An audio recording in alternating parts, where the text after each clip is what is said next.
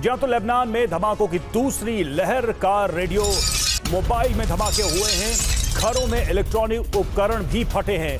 Walkie talkie, laptop में भी धमाके हो रहे। इस तरह से कम्युनिकेशन डिवाइस में विस्फोट लगातार हो रहे हैं।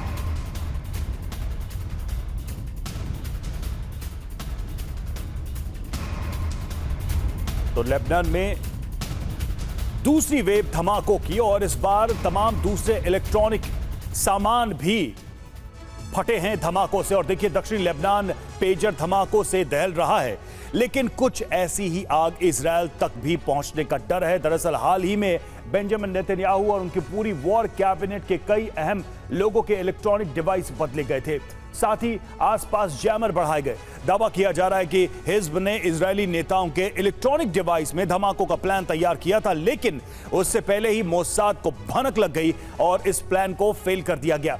सवाल है कि क्या मोसाद और हिज्ब के बीच हाईजैक वॉर शुरू होने वाली? देखिए रिपोर्ट।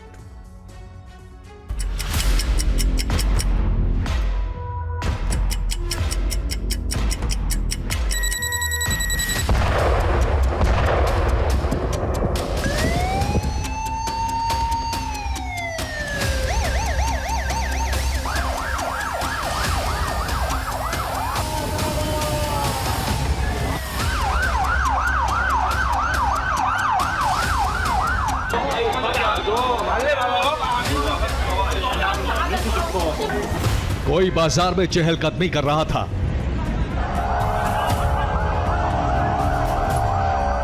तो कोई ग्रोसरी खरीद रहा था। 17 अक्टूबर की दोपहर दक्षिणी लेबनान में एक के बाद एक हिज्ब लड़ाकों के पेजर में धमाके होने लगे। क्या ऐसे ही धमाके इजरायल में भी होने का डर था? 24 घंटे पहले जो हिज्ब लड़ाकों के साथ हुआ, क्या वही नेतन्याहू की वॉर कैबिनेट के साथ हो सकता था?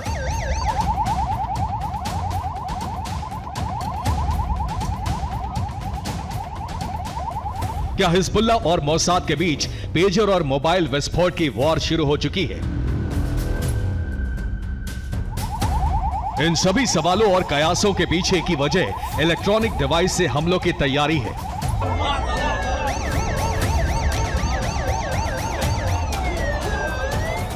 जो सिर्फ इजरायल ने ही नहीं की थी, बल्कि हिजबुल्लाह ने भी की थी। जैसा लेबनान में हुआ, हिजबुल्लाह इजरायली नेताओं और नेतन्याहू के करीबियों पर कुछ इसी अंदाज में हमले करने वाला था।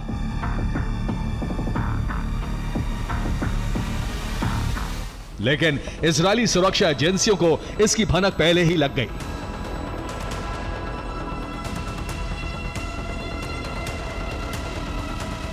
आखिर हिज्ब की तैयारी क्या थी और इजरायल को इसकी भनक कैसे लगी, वो आपको बताएंगे। लेकिन उससे पहले आपको हसन नसरल्लाह का एक बयान सुनाते हैं, जो इजरायल और हिज्ब के बीच इलेक्ट्रॉनिक डिवाइस वॉर की कहानी का पहला स्टेप है।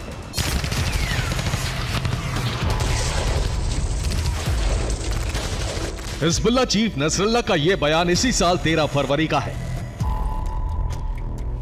नसरल्लाह के आदेश के बाद ही हिजबुल्लाह ने अपने लड़ाकों से मोबाइल फोन ले लिए थे। मोबाइल फोन की जगह सभी लड़ाकों को पेजर बांटे गए थे। ये पेजर हिज्ब की हर विंग में मौजूद लोगों को दिए गए थे, फिर चाहे वो फ्रंट लाइन लड़ाके हो या वॉर रूम में काम करने वाले लड़ाके।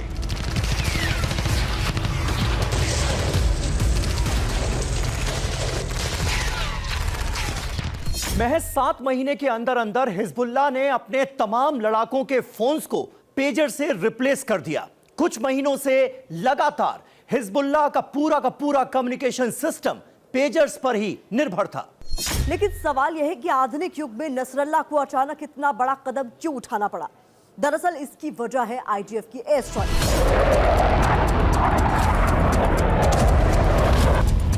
बीते दिनों हिज्ब के मोबाइल रखने वाले कई कमांडर मारे गए।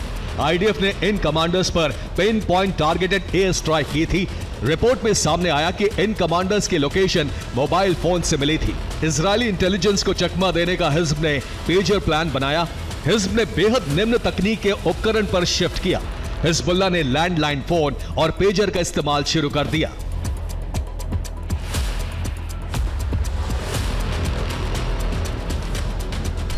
दुनिया भर के मुल्क और संगठन दुश्मन से बचने और उन पर हमले करने के लिए नई और लेटेस्ट तकनीकों का इस्तेमाल करते हैं।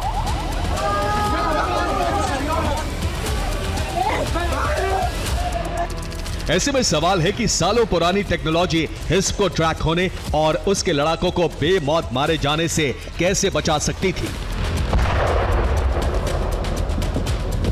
दरअसल इसकी वजह है पेजर में जीपीएस का ना होना, जिसकी वजह से उसे ट्रेस करना लगभग असंभव है। हिज़्ब लड़ाके वन वे कम्युनिकेशन पेजर का इस्तेमाल कर रहे थे। इस डिवाइस के जरिए किसी को मैसेज नहीं भेजा जा सकता है। पेजर में मैसेज सिर्फ रिसीव किया जा सकता है। यह जीपीएस की जगह रेडियो फ्रीक्वेंसी पर काम करता है। ऐसे में डिवाइस की लोकेशन का पता लगाना असंभव होता है।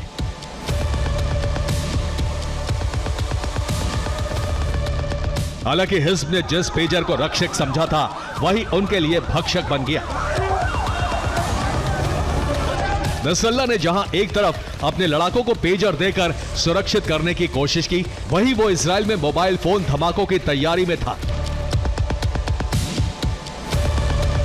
जिसकी जानकारी हाल ही में इजरायली सुरक्षा एजेंसियों के एक बड़े कदम से लगती है। मीडिया रिपोर्ट्स के मुताबिक बेंजामिन नेतन्याहू समेत पूरी वॉर कैबिनेट के इलेक्ट्रॉनिक सिस्टम बदले गए थे। इसमें मोबाइल, एयरपॉड और गाड़ियों के जीपीएस सिस्टम शामिल थे। इसके साथ ही उनके आसपास लेटेस्ट तकनीक के जैमर लगाए गए थे।